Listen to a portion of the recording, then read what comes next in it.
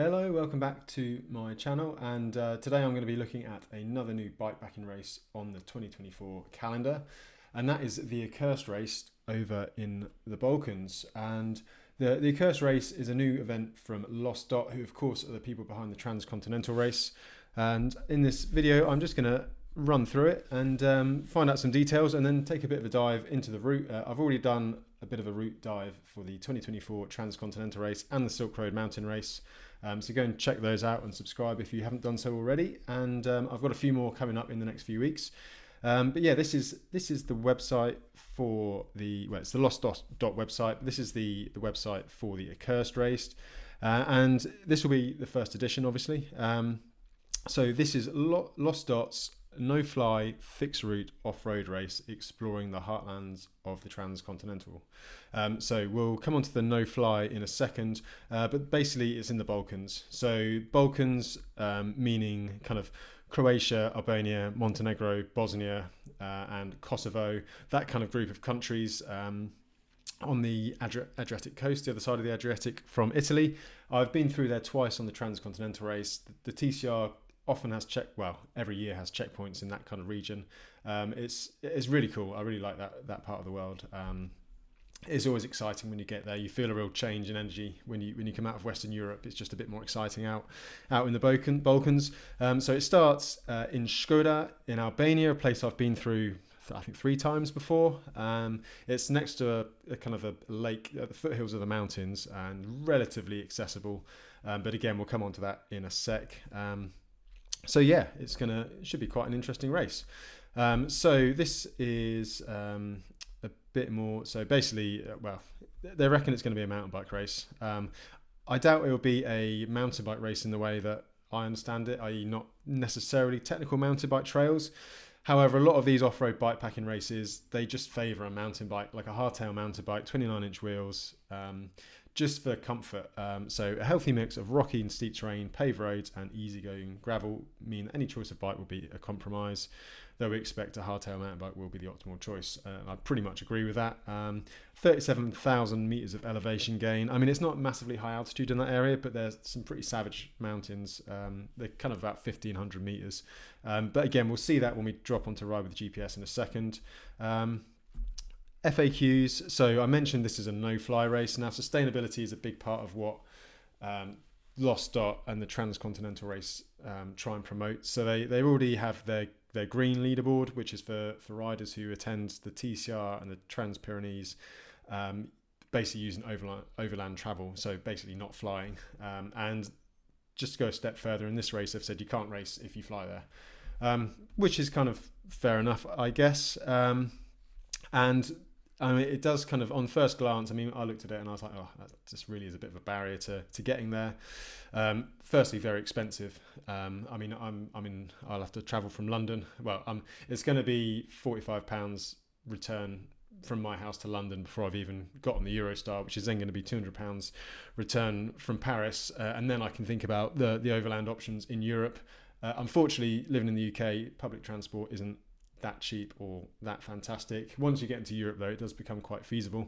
Obviously, they've thought about this because they like to try and keep things inclusive. So they've got this low carbon travel fund, £250 to riders who might not otherwise be able to afford the travel.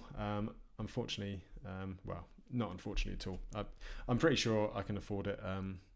It's just a bit annoying that it's frustrating. I mean, this is the thing, I guess, with overland travel. I mean, if I was to fly to Dubrovnik or somewhere like that, it would cost less than £100. I expect it's going to cost 4 or 5 times the price, and like 4 times as long. But I mean, it is what we've got to do, and promoting overland travel is going to be good in the long term. It just goes to show though that the thing that's holding back travel is, I mean, it's so cheap to fly on an airplane that it means that everything else gets inflated. I think probably airlines get quite a lot of subsidies. If more public transport got subsidies over airlines and made it cheaper and easier, then it probably encourage more people to do so. But that's a whole different kind of kettle of fish. So one way they are helping though is they're running a coach service from Zagreb, which of course is in Croatia, to Skoda. I think it was €80, which is kind of the cost of a flight essentially. So yeah, so that is that's the no fly rule. So if you want to play the game, you've got to play by the rules, and you've got to travel that way. I mean, I've done a little bit of research. For me, I'd need to get the Eurostar to Paris, and then there's plenty of services to Milan, and then you can get the train down the coast of Bari, catch a ferry across to Durrës, which is here, and then it's a 100k ride. So I will probably do that. Unless there are some decent options to Zagreb. I think there might be a night train from Stuttgart or somewhere like that, but either way I'm still going to have to go through Paris and across. But that's part of the puzzle. I've actually entered the race, that's why I'm talking like I'm going. So it should be quite good. First editions are always pretty good. So yeah, this is the route. So obviously starting in Albania. Again, a cool place. I don't have much in the way of video and stuff. I didn't take much video on the TCRs when I was going through there. Starting in Škoda, next to the Škodra Lake. So I've actually ridden through here. I've ridden, so when I did TCR, there was a checkpoint in Kotor Bay, up the big climb up here, Mount Lovken up here. And then the 2 times on TCR, I went through Podgorica, which is the capital of Montenegro. And crossed the border, it must have been this border crossing here, and then dropped into Škoda and across through Phuket and through the mountains.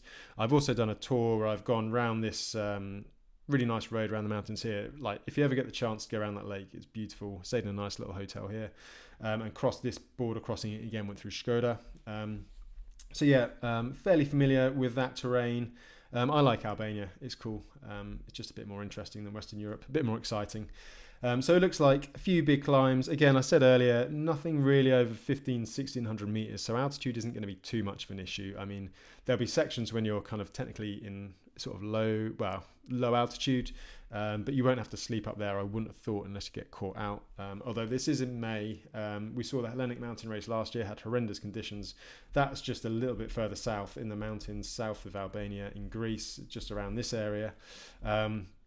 So conditions could be interesting.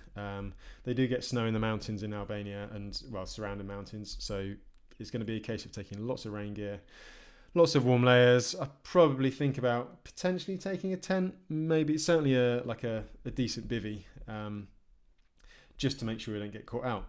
So the first part, a few little mountain passes, crossing the border into Podgorica, excuse my pronunciation, and nipping through into Croatia. Oh no, you're going to Bosnia here. So basically, the first part seems transitional. It sounds like there is some kind of like cycleway or old railway that the route follows in the early part. So you can see here, it's probably this section. It looks relatively flat. Let's do a bit of, again, I don't have much in the way of photos. Let's see if there's much in the way of kind of stuff on Google Images. So yeah, I mean, very nice and wooded. This looks like it's in summer. Won't necessarily be like that. But yeah, it looks pretty cool. Again, nice tarmac roads, quite quiet. I suspect that this is just a warm-up, really. There's a few climbs, a bit of a transition, and then once you get into Bosnia, sort of heading to the south of Mostar. I've been through this area before, pretty cool mountains. I did get caught out by some kind of storms in the afternoon, and you can see here, I mean, it's pretty spectacular. Look at those mountains. It reminds me a little bit of the Dolomites in the north of Italy. So yeah, it's going to be spectacular. Again, I've only ridden through on the road. When you're riding off-road, you do tend to see some much like more interesting scenery. I mean, there's a bald man and a half naked man there. Hopefully we won't have to look at that, but you can see kind of what we're dealing with. So yeah, a little bit of a loop through Bosnia. It looks like you're basically climbing up to the plateau, a bit of a plateau, a few passes, dropping back down through Montenegro. This looks like the real kind of like the guts of it, this central section here. Again, I don't know an awful lot about this section. I believe the race goes through Dermator. Is that this section here? Possibly. It's basically been a TCR. Dermator. Here we go. Been a TCR route and checkpoint a couple of times. So I mean, it looks like a very beautiful place. So it's kind of well tested and well known. if people have ridden the TCR before, they will know that. Again, I've not experienced that far kind of northeast myself. And then another national park here. So yeah, it looks like kind of fairly nice rolling gravel. I mean, it's not necessarily mountain biking, but you'd be more comfortable on a mountain bike than a gravel bike, especially rattling down that. You can just relax a little bit more on a mountain bike. So it looks like this is the kind of thing we'll be dealing with as we cross through Montenegro and then into Kosovo. Where are we? Just zoom out a little bit, get my bearings again. So yeah, Kosovo. I've not actually been to Kosovo myself, so it'd be really interesting to go there. Again, this is in TCR as well, so I do wonder if there'll be some kind of similarities between the two events. It's basically a big plateau up there, I believe. Someone's back garden there. Again, very thin on the information. That's what makes these events exciting. So yeah, I'm looking forward to bringing you some video and stuff from that when I get there. So yeah, it's going to be kind of interesting. So again, you see the mountains around there, so no real kind of expectations of what that's going to be like. And then we're back in Albania, and now this is somewhere I'm a bit more familiar with. So I've cycled, as I said, on TCR twice through here. Really amazing mountains. Pretty cool to ride on a road bike. I mean, the roads are just about there. It looked like they were doing a bit of improvements when I was there, but yeah, kind of like a lot of high altitude kind of little valleys and stuff, a bit of agriculture. But again, when you're on the road, you don't quite get the full picture of it. So yeah, it's going to be pretty cool to see the other side of it. I mean, look at that. Well, it's a man-made reservoir, but it looks cool up in the mountains there. Some nice big rocky stuff there. I imagine they're quite rocky trails.